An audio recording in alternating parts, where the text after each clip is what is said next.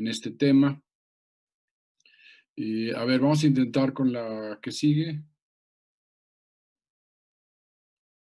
Estamos trabajando en PDF. Ahí está. Entonces, la primera cuestión, el tema es ahorro de energía en edificaciones. Y la primera pregunta que es importante es preguntarnos en qué usamos energía en las edificaciones. Adelante.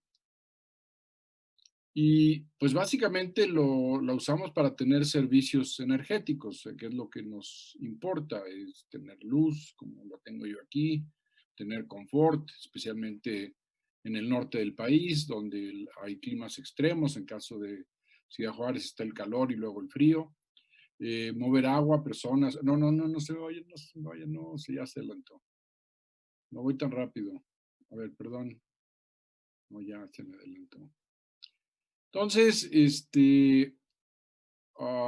pues esas son las cosas que logramos tener, esos servicios energéticos. Bien, rápidamente. Eso. Es que mi presentación estaba en PowerPoint y eran como 50 megas por las imágenes, entonces es más fácil mandarlo por PDF.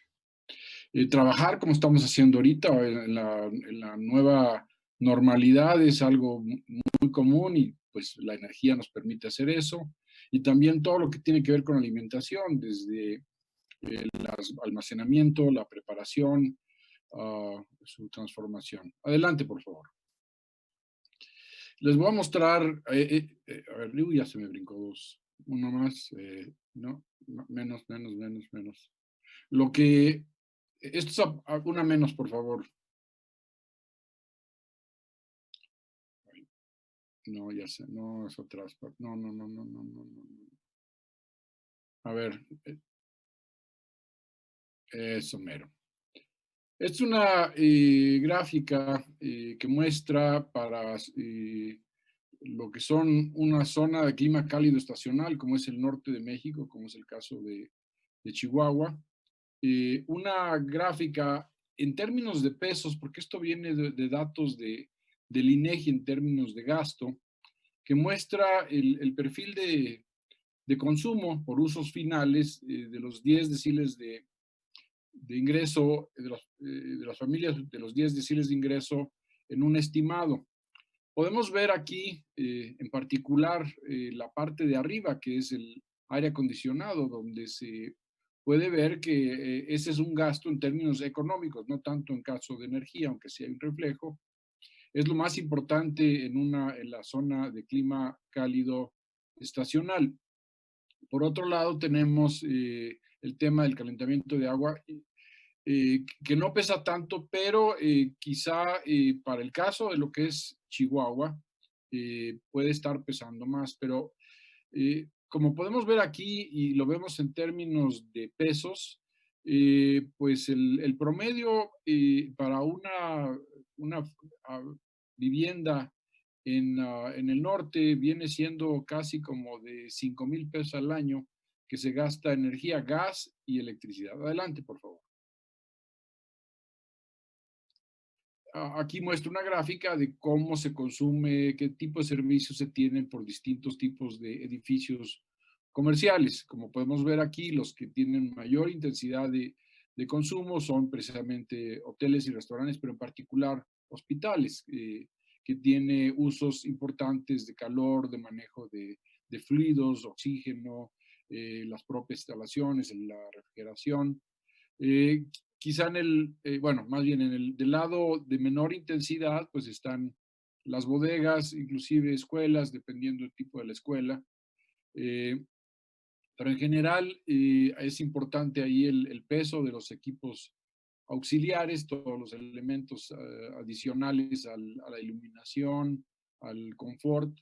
Esta gráfica está hecha a base de datos estimados a partir de datos de Canadá, quitándole aspectos de climatización que quizá para Ciudad Juárez sí aplica, pero no para el resto de México. Adelante, por favor.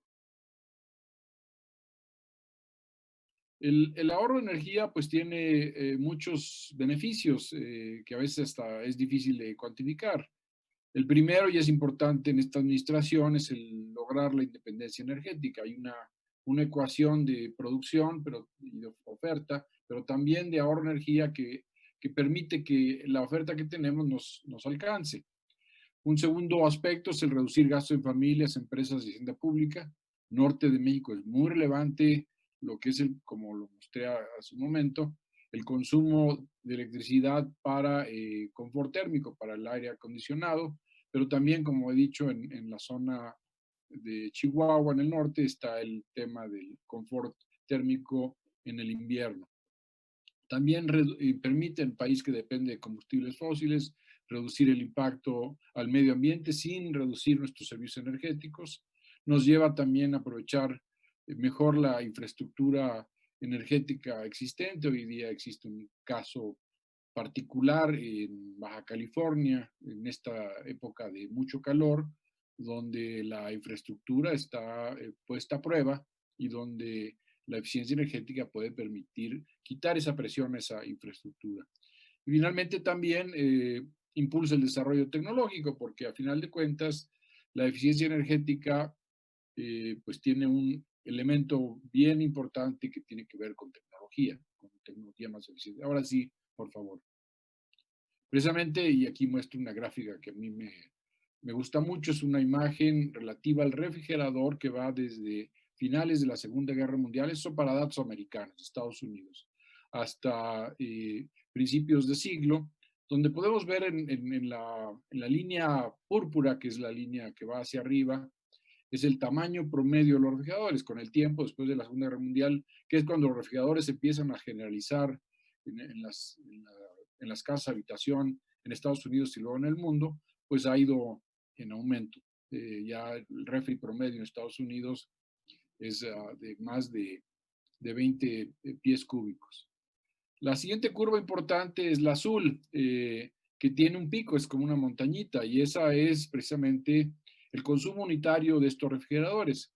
Y ahí lo que vemos de manera relevante es el punto de corte donde llega el pico, que es precisamente en los años de la crisis energética a principios de los 70, donde pues entre las soluciones que se plantearon para esa crisis había del lado de la oferta de buscar más petróleo, hubo un auge de la energía nuclear, pero también hubo quien dijo, espérame, hay que revisar qué tanto consumen los equipos que nos dan esos servicios energéticos, y el refrigerador fue uno de los primeros, y resultado de eso, pues hemos tenido, o Estados Unidos, pero también nosotros, refrigeradores cada vez más grandes, pero con cada vez menor consumo unitario, al grado de que hoy día un refrigerador nuevo consume una tercera parte o hasta una cuarta parte de lo que consumía un refrigerador del mismo tamaño hace 20, 25 años.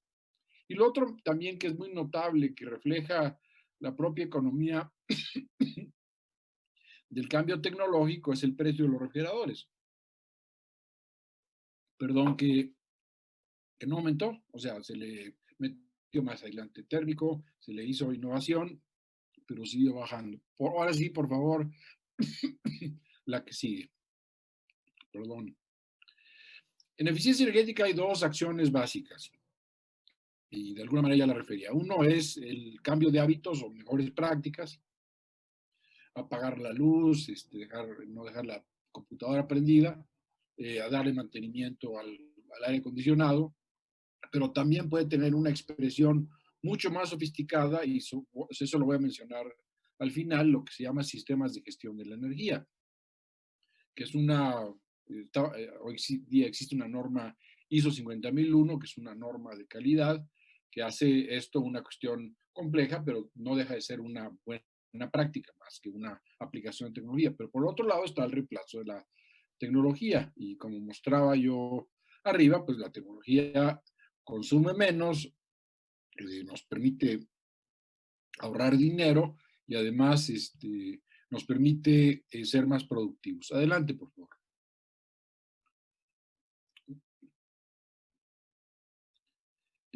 Ya refiriéndonos a los edificios, hay unas estimaciones que se han hecho en el sentido de que en electricidad, lo que son las casas, lo que son los edificios, consumen más electricidad que el sector industrial en México. Y esto ha sido un proceso creciente y ha sido importante a partir del final del siglo pasado. Hoy lo podemos ver, crece y ustedes mismos en su trabajo, pues hay mucho trabajo en instalaciones nuevas, centros comerciales, hospitales, escuelas, eh, oficinas, que están pesando mucho más en el sector, en el consumo final de energía eléctrica. Y eso sigue en crecimiento. Hay, por ejemplo, el dato de Comisión Federal de Electricidad, donde los usuarios de media tensión son los que más crecimiento tienen en Quintana Roo. Y esos son hoteles, esos son instalaciones en edificios. El segundo, el otro punto, y ahorita lo mostraré, es que determinan la demanda pico del sistema. Más adelante tengo una gráfica. Adelante, por favor.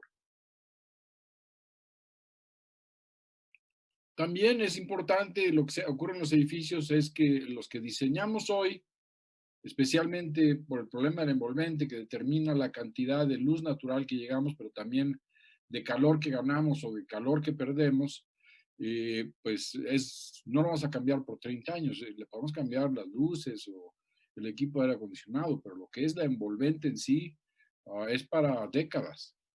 Y también, y eso está muy relevante, el diseño, especialmente el envolvente, determina la calidad de vida de quienes ocupan esas edificaciones, especialmente en el sector residencial, pero también en el sector comercial, donde alguien dijo, Amory Lovins, un experto americano, indica que lo que vale, lo que cuesta la nómina de quien está en un edificio y que por mal diseño no tenga confort y sea improductivo, cuesta más inclusive que la factura energética. Y además está el hecho de que los edificios pueden ser diseñados y operados con una mucho mayor eficiencia energética. Adelante, por favor. Y aquí les voy a mostrar una serie de gráficas relativas a lo que es el consumo de electricidad en el sector residencial. Esta primera muestra la evolución de dos conjuntos de usuarios. Por un lado están los de la clima templado, que son los de la tarifa 1, que aplica en la Ciudad de México, pero también, por ejemplo, aplica en Tijuana. Y el otro, los de la tarifa de clima cálido, que es de la tarifa 1A a la 1F, y que lo que nos muestra aquí es que desde 82, que es el inicio de la gráfica, hasta más o menos 1994, 95, los dos conjuntos de usuarios, el de templado es el 55% de los usuarios de fe, el otro es el de cálido es el 45%, consumían más o menos lo mismo, pero es a partir de esos años finales del siglo pasado que se despega el consumo de electricidad en zonas de clima cálido. En buena medida, y esa es nuestra opinión, tiene que ver con el uso del aire acondicionado, al grado de que si se fijan al final de la curva, los usuarios en zonas de clima cálido consumen el doble que los usuarios ya total, global, que los usuarios en clima templado. La que sigue, por favor. La que sigue, por favor. Aquí podemos ver un consumo unitario anual por usuario en distintas tarifas. Ya mencionaba la 1, la 1A, 1B, 1C, 1D, 1E, 1F y la DAC, que es la de alto consumo. Y bueno, aquí refleja dos momentos en el tiempo, 2012 y 2019.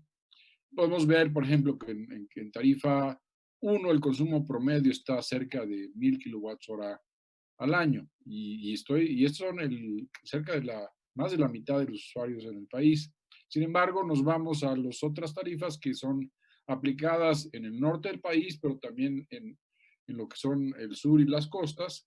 Hay un consumo cada vez mayor hasta llegar a la tarifa 1F, donde un usuario promedio en 2012 consumía 5 veces más que un usuario promedio en la Ciudad de México. Pero también podemos ver en la comparación de los 2 años cómo en la 1C, 1D y 1F hay un crecimiento en ese periodo de 7 años, de un momento a otro, porque está incrementándose, es nuestra lectura, el uso del aire acondicionado. Sin embargo, en la 1F, que es Mexicali y Hermosillo, cada vez se ha ido adaptando más tecnología, especialmente de aislamiento térmico, y se han ido convirtiendo un poco más eficientes. Por favor, la que sigue.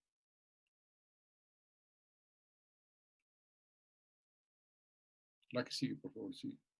Aquí podemos ver también otro aspecto importante, que es el aspecto de la estacionalidad, donde podemos ver que precisamente en estos meses, agosto, septiembre, la tarifa 1F tiene un mayor nivel de consumo, que no es lo mismo para otras partes del año. Aquí hay un detalle importante porque, y eso lo saben quienes viven en zonas como Tabasco, Guerrero, el sur del país hace calor todo el año. Digo, nosotros, los chilangos, vamos a Acapulco cuando se puede, en diciembre porque hace calor. Entonces ahí tenemos la temperatura todo el año. Y quizá no tiene el mismo nivel de intensidad porque no, el desarrollo económico no ha jalado tanto equipamiento ante la población. Es una población de menores ingresos. Adelante, por favor.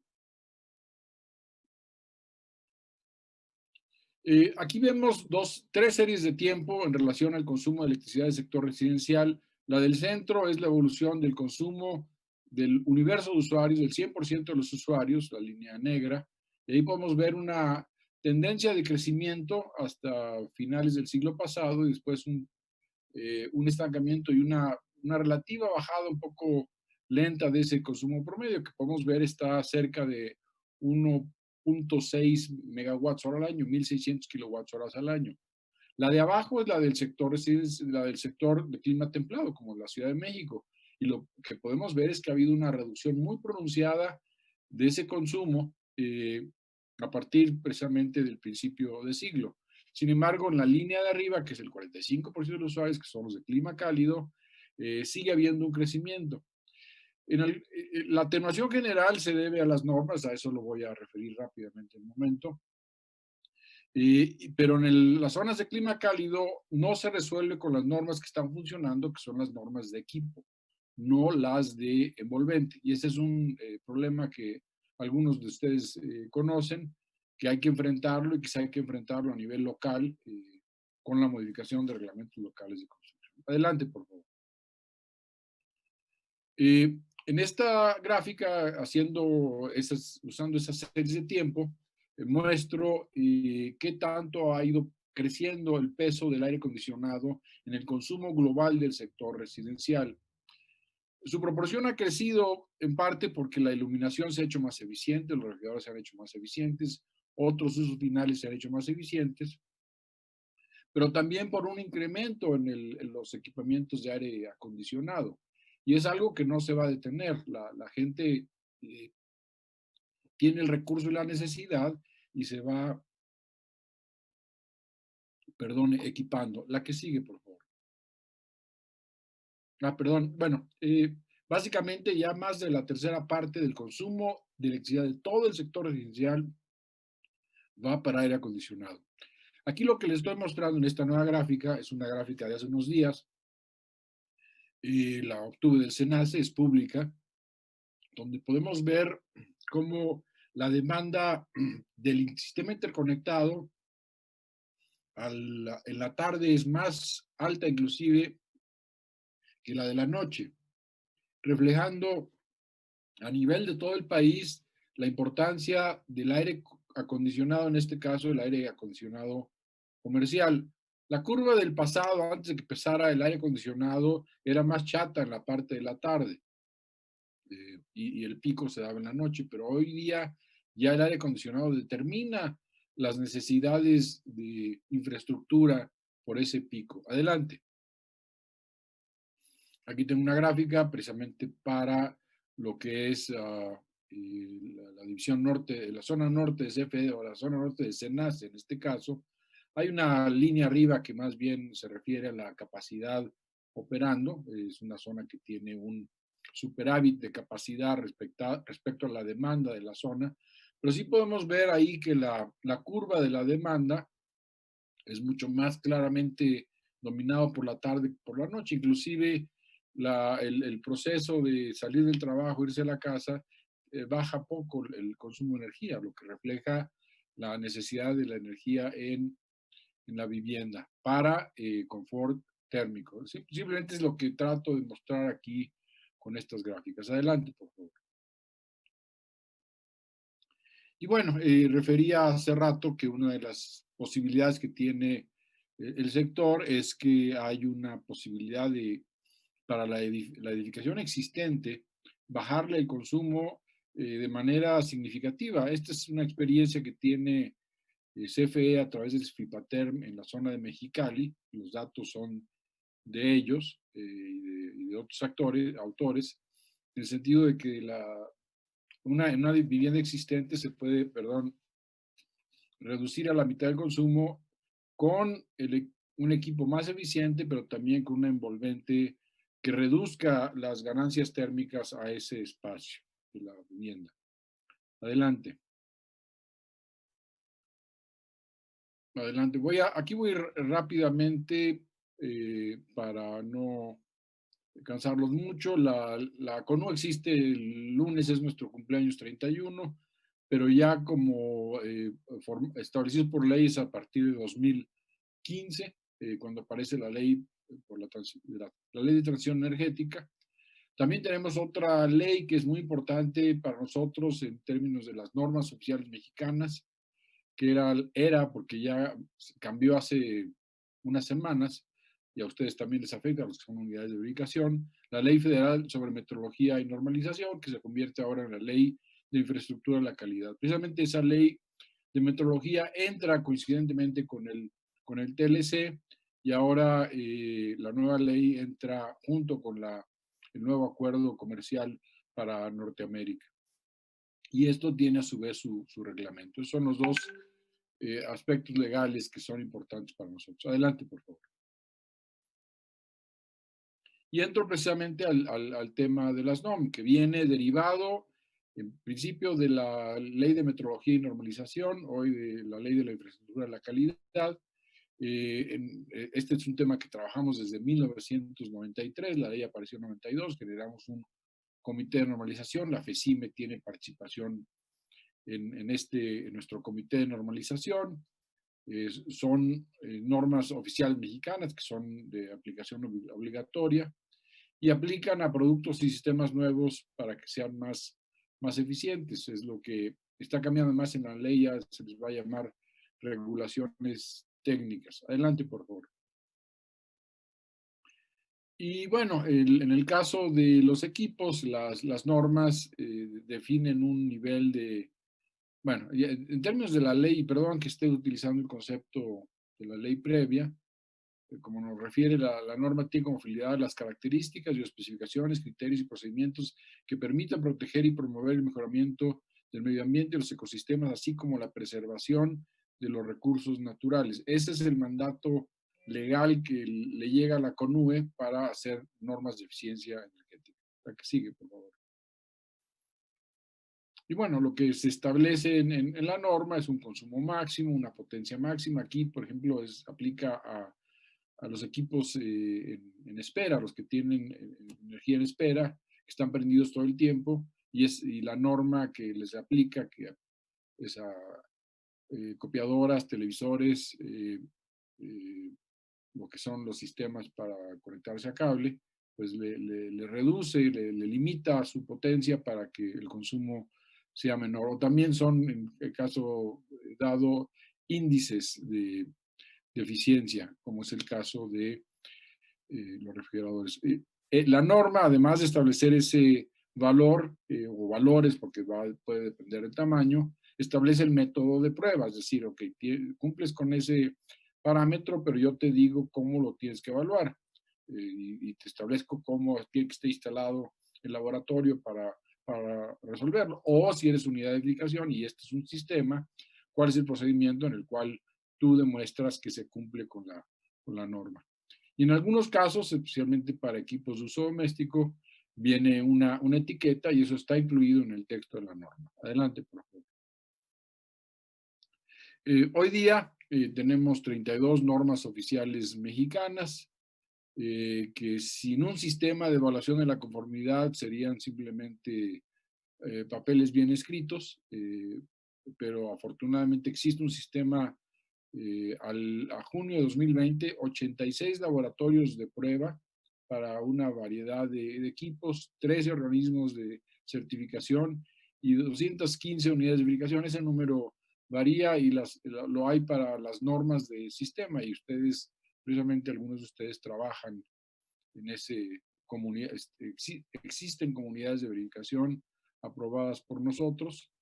Todo este sistema, como lo saben algunos de ustedes, tiene que estar acreditado por la EMA, que Entidad Mexicana de Acreditación, y hay otra nueva entidad de acreditación, pero por lo pronto la que domina es EMA, y ellos aseguran de que los laboratorios, los organismos de certificación y las unidades de verificación tengan las mejores prácticas, el mejor equipamiento, el personal adecuado para cumplir con esa función de hacer la evaluación y la certificación de las normas, como es el caso de los organismos de certificación. Adelante, por favor. Y aquí hay una lista de los 32 normas. Podemos ver una gran cantidad de equipos que se utilizan en los hogares: refrigeradores y congeladores, acondicionadores de aire, calentadores de agua, lámparas. Pero también tenemos otros equipos como máquinas tortilladoras. Se está trabajando en esa norma actualmente. Motores monofásicos y trifásicos, sistemas de alumbrado ya como norma de sistema de edificios comerciales o de alumbrado público. Inclusive estamos involucrados en una norma de vehículos ligeros junto con la Semarnat y la Secretaría de Economía, que también es una norma que está en revisión. Es una norma bastante compleja que replica el modelo de Estados Unidos, pero que bueno, esa norma participamos en lo que es el rendimiento de combustible, pero básicamente está liderado por Semarnat, y algunas de las normas aquí anotadas también tienen participación de Semarnat y o de la Secretaría de Economía, en particular Secretaría de Economía, para integrar aspectos de seguridad. Y es relevante decir que, bueno, que la norma salga es un proceso largo de consenso con actores relacionados a este tema, con expertos y público en general, que permiten que esto además sale a diario oficial, se reciben comentarios, se tienen que contestar, y todo esto ocurre en el contexto. En el caso nuestro es el CNN-PURRE, que es el que en su caso prueba estos proyectos de norma, anteproyectos de norma, para comentarios, y luego ya convertirlo en la norma para entrar en vigor. Adelante, por favor. Anoto aquí 4 normas que son importantes para edificaciones, 2 que tienen que ver con elementos. Una de ellas yo creo que urgía en el país cuando apareció hace ya casi una década, que es la de aislantes térmicos. Es más que nada definir las características de aislamiento térmico de cualquier material o cualquier producto para ser utilizado en la edificación. Sin una definición clara de los parámetros de conductividad y otros aspectos importantes de los materiales, pues es difícil diseñar una edificación, especialmente hoy día que ya tenemos la posibilidad de modelar cómo funcionan las edificaciones. Y con ese dato, igual con el de los vidrios, podemos nosotros diseñar adecuadamente la edificación. Y los otros 2 son normas de sistemas. Y recuerdo que hay otros 2 que son bueno, hay uno de alumbrado, ya lo había mencionado, el alumbrado interior, la 007, y existen 2 para edificaciones, uno para edificios comerciales, la 008, y la otra la 020, que es para vivienda de tipo residencial. Estas 2 normas, lo debo señalar, realmente deberían ser adoptadas por las autoridades locales, deberían estar integradas a reglamentos de construcción, especialmente con un país como el nuestro, que tiene, pues yo creo que más de la mitad del territorio, digo, cuando menos tenemos de las tarifas de CFE, 45% de los usuarios están en zonas de clima cálido. Entonces, deberíamos estar construyendo, y más ahora que hay este problema del cambio climático, de las temperaturas que van aumentando, deberíamos construirlos de acuerdo al clima. y eso debería ser una iniciativa local. A nosotros nos toca esto como autoridad federal, pero hemos empujado el proceso de tratar de que se adopten localmente. Entonces, pero bueno, estas son las normas que afectan a la edificación. La que sigue, por favor. Bueno, aquí ya de alguna manera lo he señalado, cómo se asegura el cumplimiento de las NOM, precisamente con los laboratorios que hacen las pruebas para los productos de acuerdo a lo que dice la norma, en laboratorios aprobados, acreditados por la EMA, aprobados por la CONUE, que reciben su certificado en organismos de certificación acreditados ante EMA, aprobados por la CONUE. Y si es una norma de sistemas, pues es un dictamen de una unidad de verificación acreditado ante EMA y aprobado por la CONUE. Adelante, por favor.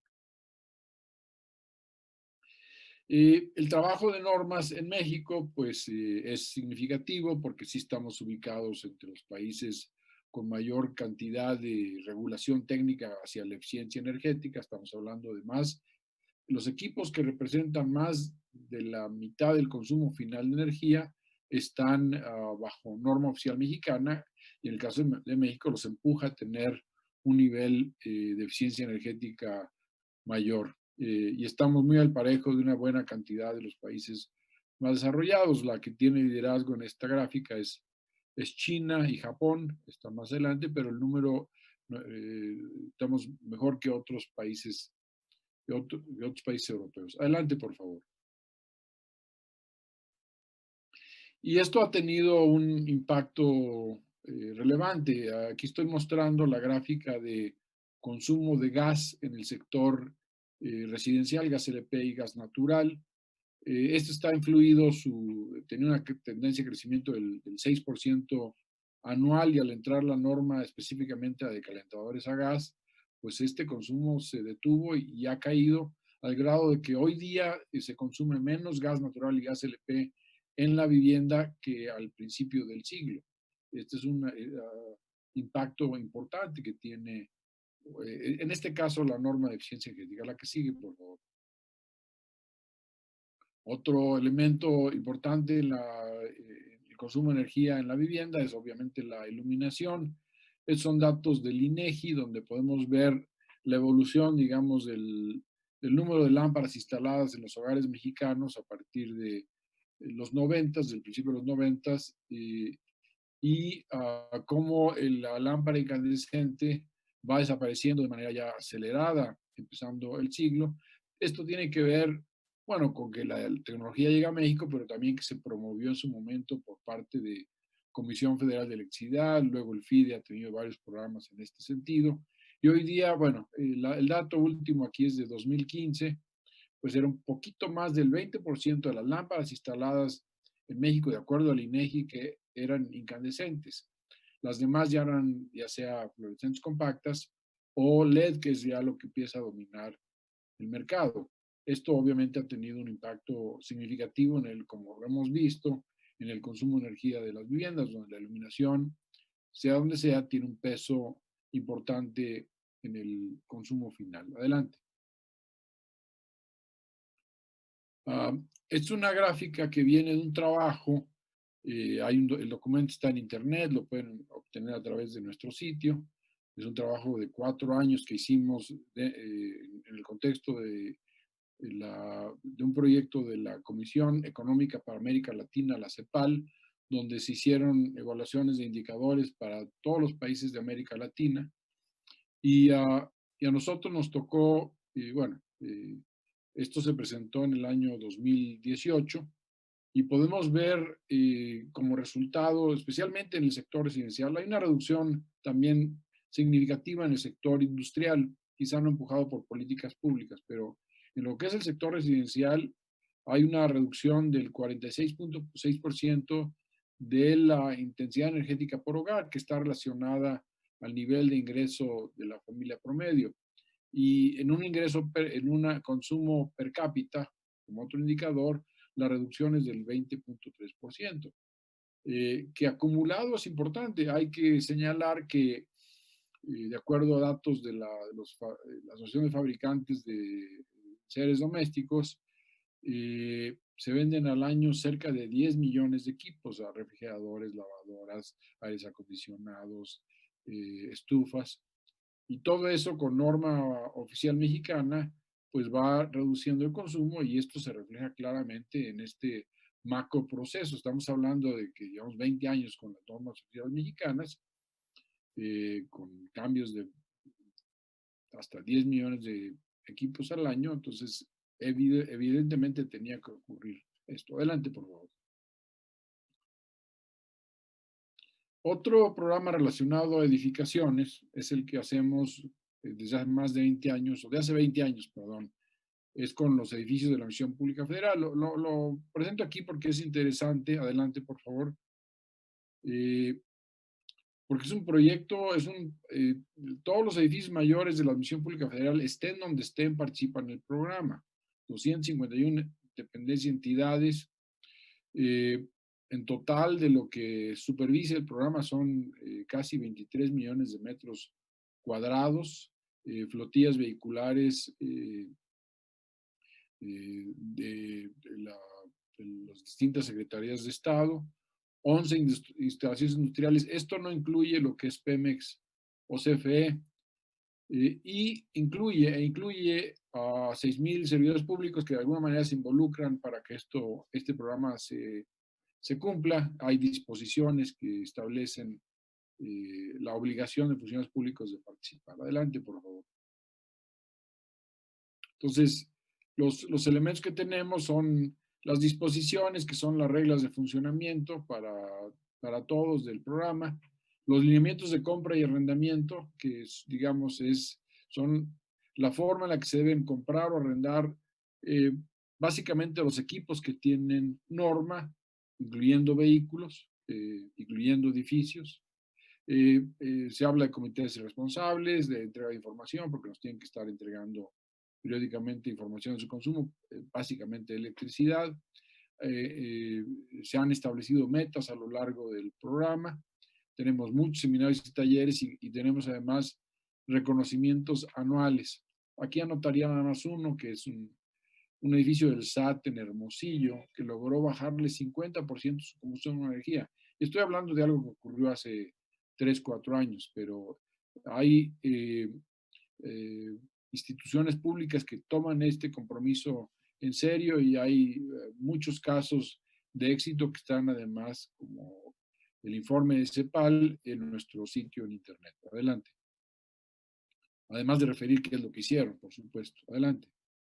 Esta es una gráfica que muestra la evolución del consumo por metro cuadrado por año de los 100 edificios mayores de la Misión Pública Federal, y podemos ver aquí que hay una tendencia hacia abajo. Hay por ahí un año donde hubo problemas económicos que se hizo que tiene esa discontinuidad, pero en general se ha logrado que vaya bajando el consumo, y esto se ha hecho por parte de la CONUE con un apoyo, digamos, una cierta presión formal para que haya mayor eficiencia energética, pero también con cambios menores que ocurren en las propias instalaciones, cambio de luminarias, cambios de equipos de aire acondicionado. La que sigue, por favor. Aquí muestro la evolución de 4 edificios emblemáticos que todos han reducido su consumo. Hay uno de Secretaría de Crédito Público que está en Constituyentes, allá por arriba hacia la salida de la carretera Toluca. Está la Secretaría de Energía, está un edificio del SAT y está también el de Función Pública.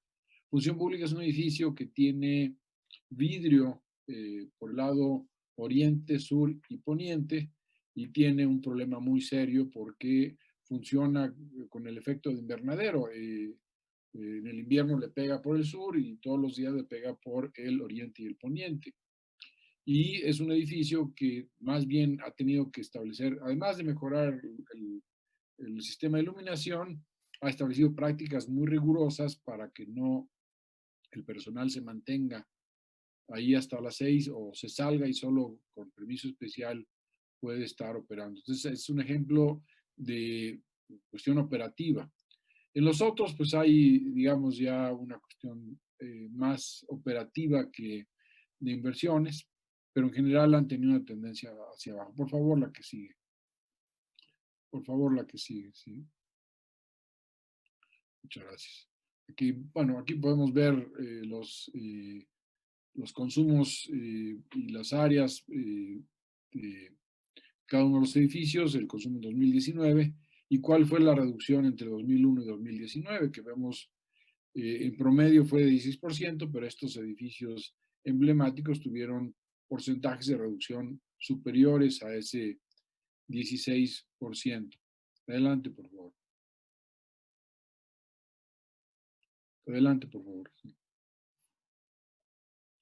Y como último punto, que creo que también es relevante para los profesionistas, y lo había señalado antes, nosotros como ingenieros mecánicos eléctricos, son los sistemas de gestión de energía. Adelante, por favor.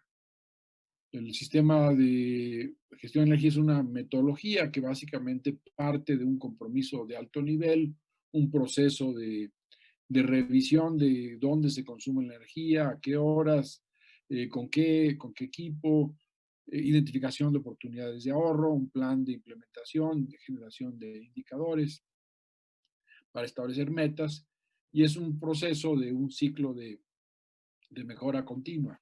Perdón.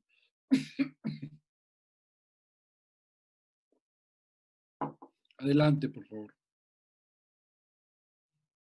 Y bueno, el sistema de gestión tiene como elemento central el compromiso de alto nivel, pero tiene la característica de que es algo que ocurre dentro de la organización. O sea, es algo que se vuelve sistémico, que se vuelve permanente, eh, que por supuesto requiere de actores externos para ayudar, inclusive en el proceso de la instalación del sistema de gestión, pero también en el trabajo de diagnósticos energéticos para identificar oportunidades, eh, de contratación de quien tenga el conocimiento para hacer las mejoras en iluminación, en motores, en confort térmico, pero también si es un proceso industrial, pues especialistas en cada uno de los sistemas, por ejemplo, de aire comprimido, de refrigeración, etcétera. La que sigue, por favor.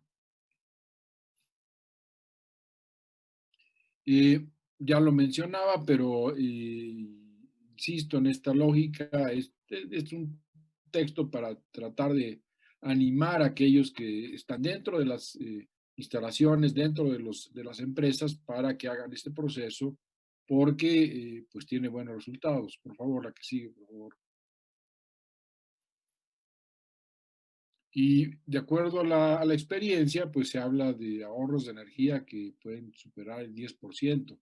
Depende de la instalación, algunas instalaciones ya muy establecidas pueden quizá logren un poco menos de ahorro, pero tenemos una experiencia documentada en la propia CONUE con pymes, donde los ahorros llegaban a ser hasta de 30%. Pero este sistema permite, además, identificar cuellos de botella y posibles mejoras de cómo se fabrica o cómo se trabaja en una pyme. Generalmente los resultados son más importantes en la pyme. El problema con las pymes es que es difícil luego tener un compromiso sistémico como lo exige este sistema de gestión de energía. Adelante, por favor. Y como ejemplo, ya para cerrar, precisamente como edificio, como Admisión Pública Federal, eh, fuimos invitando poco a poco al Tecnológico de México, Nacional de México, a adoptar esta práctica en sus instalaciones, y fuimos tan convincentes al grado de que ellos, además de establecer los sistemas, los fuimos apoyando en ese proceso, se certificaron, y aquí no lo he mencionado, los sistemas de gestión de energía tienen una norma ISO, la ISO 50001, sobre la cual se puede certificar. Hay una evaluación de tercera parte que se asegura que los elementos necesarios para que este sistema funcione están en la empresa. Entonces, lo que hizo el Tecnológico Nacional de México fue a agrupar un conjunto de planteles y tener una certificación conjunta. Su pretensión, y es, digamos, la institución más importante, seguramente algunos de ustedes vendrán de ahí o serán profesores como ingenieros mecánicos eléctricos, es el Tecnológico Nacional de México es el que más estudiantes de ingeniería tiene, de los más egresados que tienen. Son cerca de 500,000 de estudiantes en total de lo que es el sistema, son más de 100 planteles y la idea del tecnológico es, el Tecnológico Nacional de México es que maneje todo el sistema. Adelante. Y esa sería la última. Precisamente ese trabajo, nosotros hemos estado colaborando con una iniciativa global que se llama el Clean Energy Ministerial, donde un tema central que han estado promoviendo son los sistemas de gestión de energía y ayudamos al Tecnológico Nacional de México a inscribirse en esta iniciativa global y ya han recibido un reconocimiento por este trabajo que han realizado ahí, como en otras cosas, un informe, digamos, de la promoción que hemos hecho de los sistemas de gestión de energía en nuestro sitio en internet. Lo pueden buscar o pueden mandarnos una solicitud de información y se las enviamos. Y creo que ya es la última. Espero que haya sido de su interés. Básicamente son conceptos generales que nosotros consideramos son relevantes y yo agradezco la invitación para tener esta presentación con ustedes. Gracias.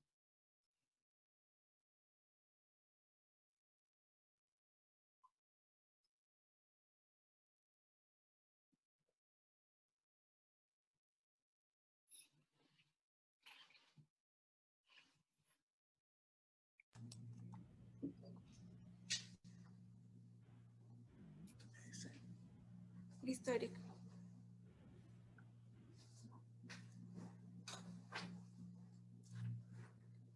Ya está el ingeniero listo para continuar.